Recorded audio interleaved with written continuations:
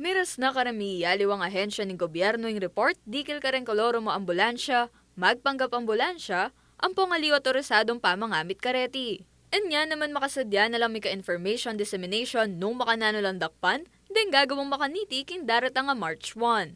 Misa ni Puwersa laking kimutang IT, then kin Special Action and Intelligence Committee for Transportation ng Department of Transportation, kambening Department of Health at ng Technical Education and Skills Development Authority o TESDA.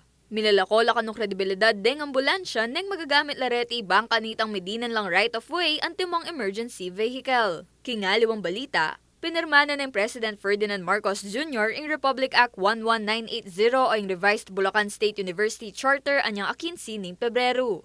Nasa ning Bayong Bulso Charter apasantingan at paragulan ning kapasidad ning eskwela. Pasik na nga na kanuning batas den curricular offerings ning Bulso, in governing board, specialization na ning constituent units, at conventional instructional techniques na ning Bulso. Sasabyan na mo rin ning Bulso Charter na mamyelang advanced education, higher technological professional courses at training programs karamiyaliwang kurso. Gawan damo rin ning miyaliwang aktibidad ang makatugmaking research, extension at production bang suporta ning socio-economic development ning Bulacan at ning Central Luzon. Samantala, tinuklunek ang plenary level ng House of Representatives ang mumunikalang divorce bill. Buri ng sabyan, magumpisa ng debate nung dapat yung maging batas iti. Maluwat na nang tututulan ng Catholic Bishops Conference of the Philippines o CBCP ang proposed bill, pauli ng miganakalak yung parasan dareng pamilyang Pilipino. Depensa ng Albay 1st District Representative Edsel Lagman, a principal author ng bill, para iti karamiyasawang